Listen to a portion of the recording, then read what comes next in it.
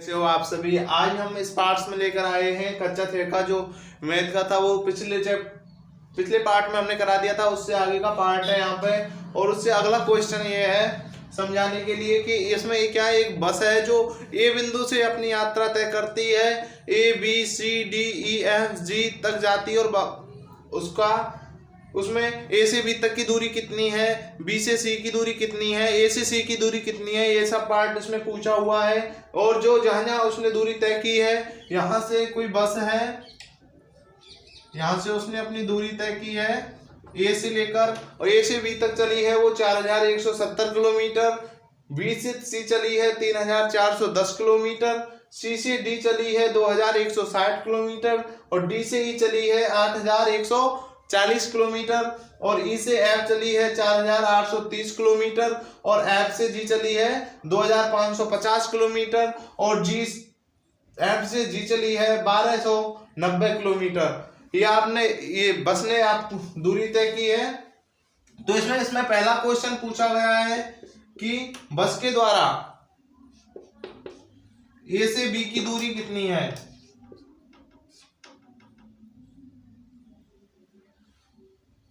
इसमें पूछा है, पहले क्वेश्चन में आपसे पूछा है बस द्वारा ए से डी की दूरी बताओ।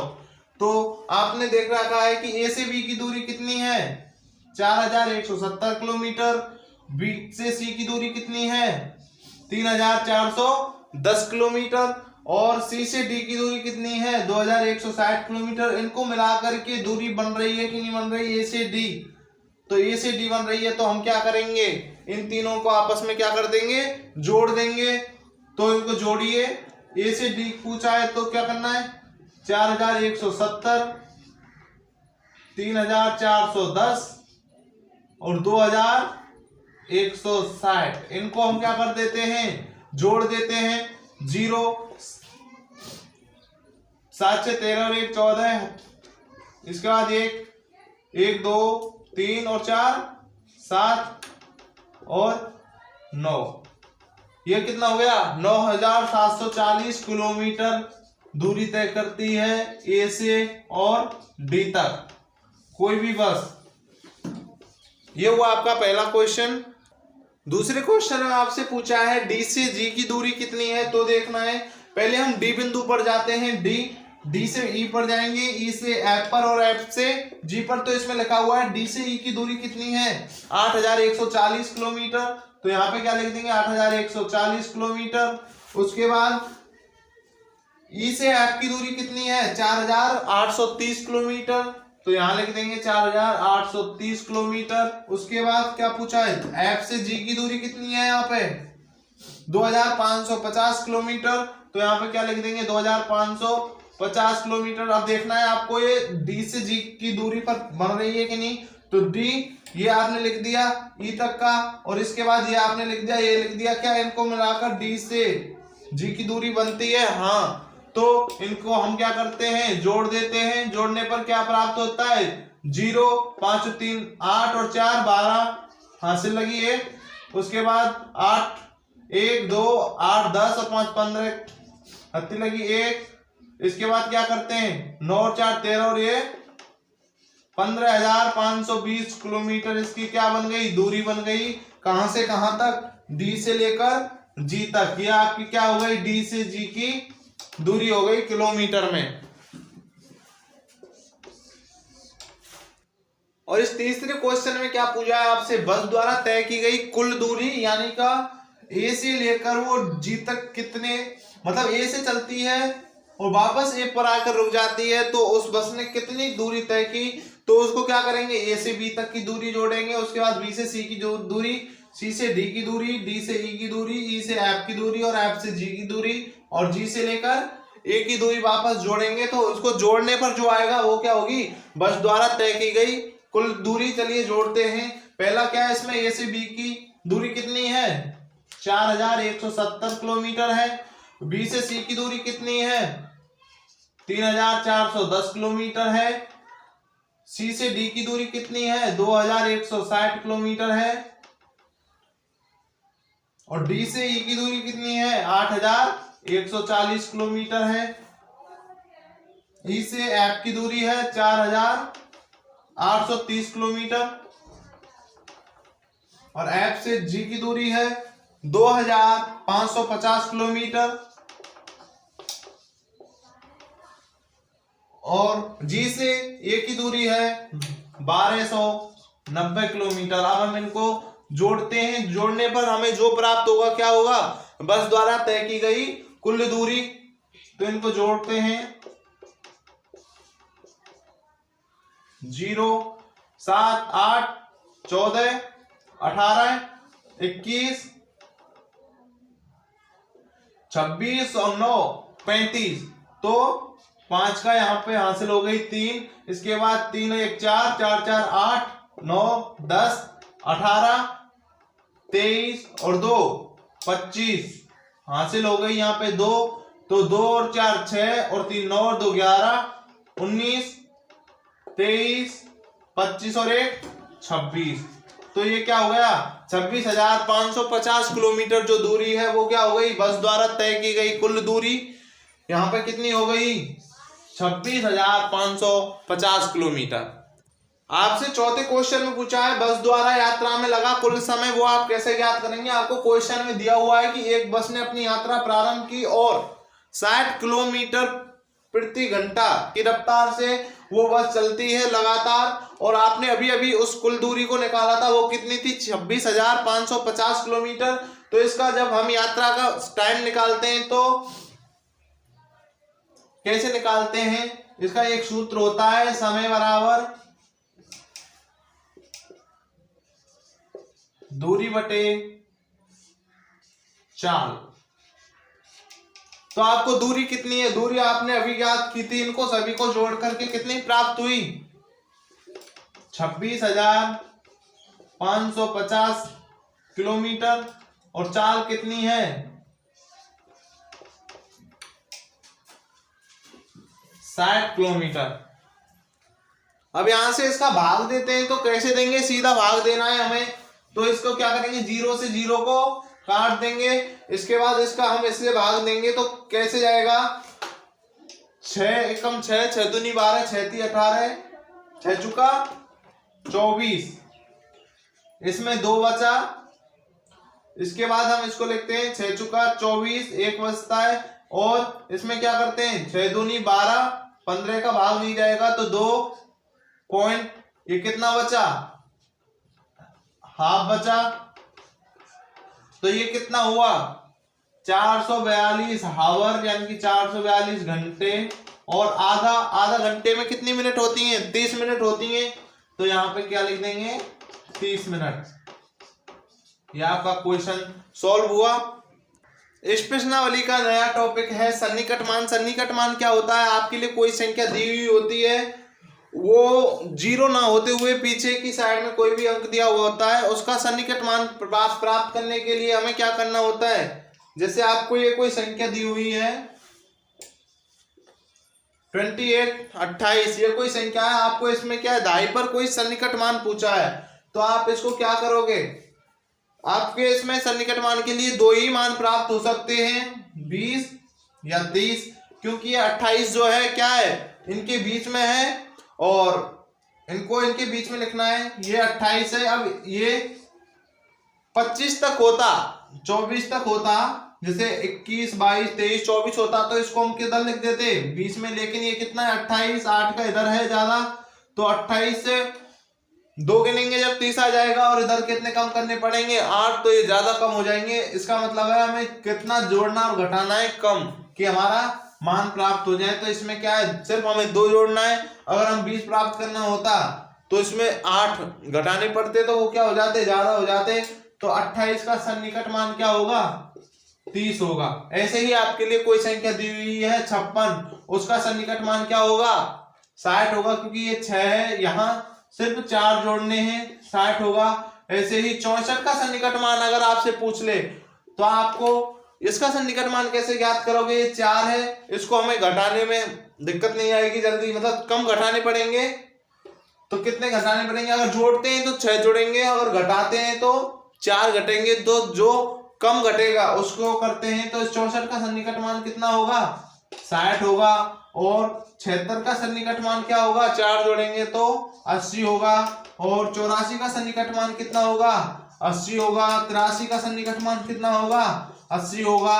87 का सन्निकट मान कितना होगा, 90 होगा।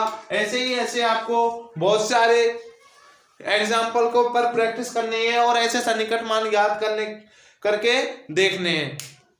ये कोई संख्या दी हुई है और इसका हमें क्या करना है, सन्निकट मान ज्ञात करना है, वो भी किस किस में, शर्तें दी हुई हैं। इकाई में, दहाई में ज्ञात करना है, फिर सैकड़ा में, फिर हजार में और फिर 10,000 में ज्ञात करना है। तो दहाई पर कैसे ज्ञात करते हैं आप पहले देखिए। सबसे पहले क्या करेंगे, दहाई पर दिया हुआ है तो दहाई वाले अंक को देखते हैं, वो कितना है, 47 है। 47 में 3 जोड़ेंगे तो 50 और 7 घटाएंगे तब जाके 40 आएगा। तो हम क्या करते हैं, इसमें +3 कर देते हैं और क्या आता है 50 और पीछे वाली संख्या को यथावत लिख देते हैं। ये संख्या, इसका क्या हो गया, सन्निकट मान दहाई में ये हो गया। और सैकड़ा में अगर हमें ज्ञात करना होता है तो सैकड़ा वाले अंक को ऐड करते हैं। इसमें 847 है, इसका सन्निकट मान कितना होगा, 53 जोड़ने पर 900 आएगा और 47 घटाने पर 800 आएगा। तो कम किस में घटाना पड़ रहा है या जोड़ना पड़ रहा है, 47 और घटाना पड़ रहा है। तो क्या आएगा इसका सन्निकट मान 800 और इसका टोटल मान कितना हो जाएगा, 75,800 हो जाएगा। ऐसे ही 1000 पर हमें ज्ञात करना है तो ये संख्या जोड़नी है। देखिए दोबारा लिख देता हूं, ये संख्या जोड़नी है और इसको क्या करना है, सन्निकट मान पर जाना है। 58 है तो इसको सिर्फ 2 जोड़ेंगे 60 आ जाएगा। तो इस एक संख्या का सन्निकट मान कितना बन जाएगा,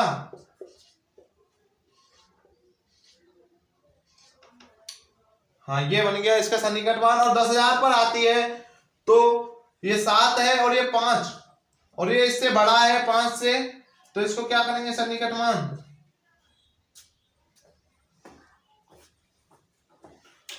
इस पूरे 1000 का सन्निकट मान कितना होगा 75। 75 का अगर हम सन्निकट मान ज्ञात करेंगे और उससे पीछे कोई संख्या दी हुई है तो किस में ज्ञात करते हैं, 80 पे चला जाएगा। तो इस संख्या का सन्निकट मान कितना होगा, 80,000।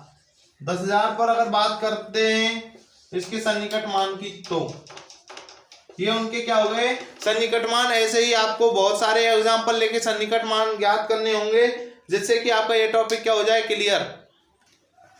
ये अंक दिए हुए हैं आपको, इनको रोमन संख्या में लिखते हैं तो 1 को ऐसे लिखते हैं, 2 को ऐसे, 3 को, 4 को, 5 को, 6 को, 7 को, 8 को, 9 को, 10 को, 10 को ऐसे लिखेंगे और 1 जोड़ देंगे तो क्या हो जाएगा 11। ऐसे ही 12, 13, 14, फिर 20 को लिखते हैं तो 10 के 2 हो जाएंगे, 20 हो गया। ऐसे ही 30 को 10 के 3 और 50 का मतलब L होता है। और ये अगर कोई संख्या आती है पहले तो इसका क्या होता है, कम होता है। तो L यानी कि 50 और उसमें कितने कम, 10 कम तो क्या बन जाएगा 40। और ऐसे ही 50 के बाद सेम करना है और 100 को क्या बोलते हैं सी। ये आपका क्या हो गया रोमन संख्याएं हो गई। आप इनको लिख सकते हैं अपनी कॉपी में।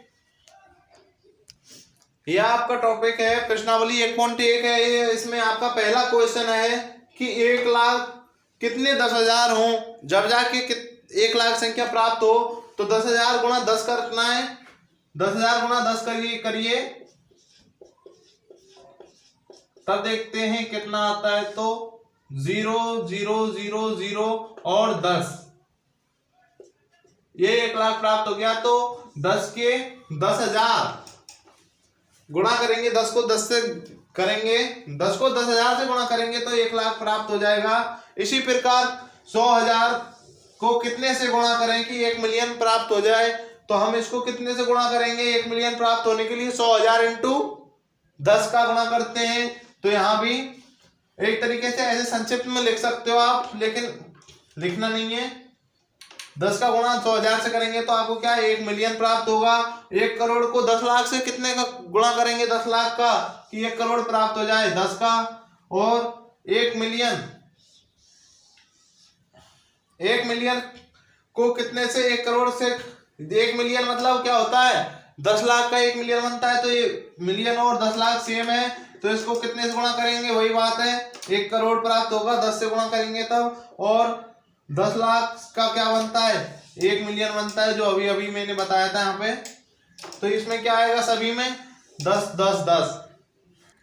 प्रश्नावली 1.1 के दूसरे क्वेश्चन में आपको दिया हुआ है जो संख्याएं दी हुई हैं उनको विराम लगाते हुए किस में लिखना है, अंकों में लिखना है। और उसका पहला क्वेश्चन क्या है, 73,75,307। इनको विराम लगाते हुए अंकों में लिखना है। तो सबसे पहले क्या करोगे आप, 73 लाख, तो 73 लाख यहाँ पे विराम लगा दिया आपने।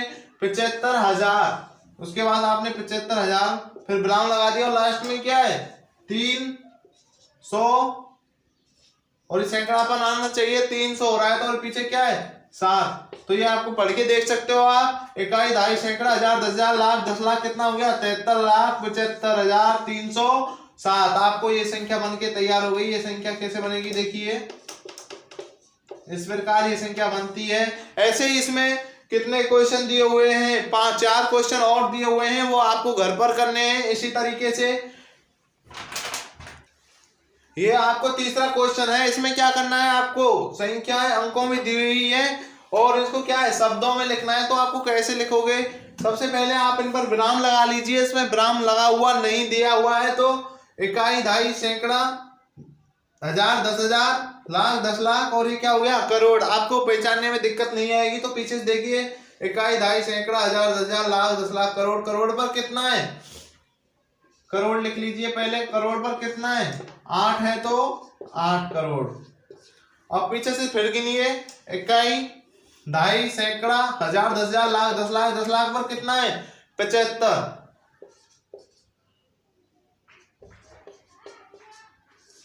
75 लाख ये हो गया। इसको बाद आपको हजार, 10,000 पर देखना है कितना है, इकाई, दहाई, सैकड़ा, हजार, 10,000, 10,000 पर कितना है 95,000।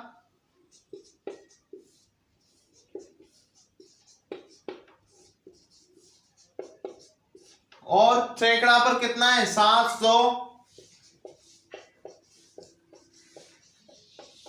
और ये कितना है दहाई पे 62।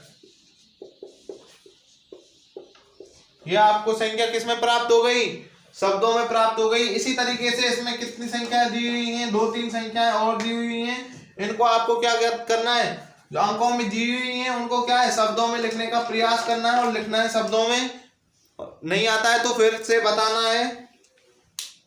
ये आपका दूसरा क्वेश्चन क्या हो गया, तीसरा कंप्लीट हो गया। ये कोई संख्या है, क्वेश्चन नंबर 4 है, अंतरराष्ट्रीय पद्धति में शब्दों में लिखो। अभी अभी हमने क्वेश्चन नंबर 2 में क्या समझाया था, शब्दों में लिखवाना सिखाया था। लेकिन इसमें क्या पूछा है, अंतरराष्ट्रीय पद्धति में। अंतरराष्ट्रीय पद्धति क्या होती है, विलियन मिलियन जो आते हैं वो किस में आते हैं, अंतरराष्ट्रीय पद्धति में आते हैं। और अंतरराष्ट्रीय पद्धति में क्या होता है, हमारे यहाँ तो जैसे इकाई, दहाई, सैकड़ा ये होता है और हमारे यहाँ ऐसे होता है, ऐसे कोमा लगते हैं। लेकिन अंतरराष्ट्रीय पद्धति में ऐसे नहीं लगते, वहां 3-3 के अंतर पर ही विराम लगते हैं। तो यहाँ पर इस तरीके से लिखेंगे तो यहाँ पर कितना बनेगा, ये आपको दिया हुआ है इकाई, दहाई, सैकड़ा, हजार, 10,000, लाख, 10 लाख, करोड़ है। तो कितना हो गया 78।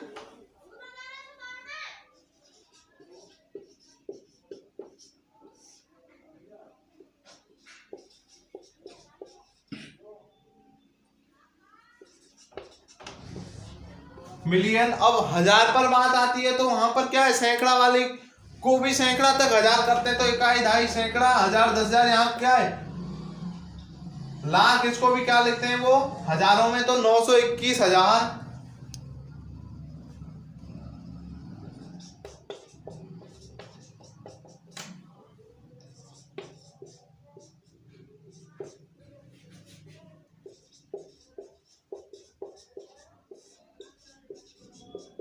और पीछे क्या दिया हुआ है, सैकड़ा पर कोई संख्या नहीं है और पीछे क्या है 92। ये आपको क्या हो गई, अंतरराष्ट्रीय पद्धति में शब्दों में संख्या लिख गई। इसी तरीके से आपको बी, सी और डी ये सारे के सारे किसको करना है, शब्दों में लिखना है अंतरराष्ट्रीय पद्धति में। ये आपका क्वेश्चन। और इसके साथ ही आपकी क्या हो गई, ये प्रश्नावली 1.1 फिनिश हो चुकी है। इस वीडियो को स्टार्टिंग से ही जो है पूरे टॉपिकों को देखते रहेंगे तो आपको आगे समझ में आता रहेगा। और नेक्स्ट वीडियो में हम क्या है 1.2 प्रश्नावली कंप्लीट कराएंगे। तब तक इस चैनल को लाइक, सब्सक्राइब और शेयर करें।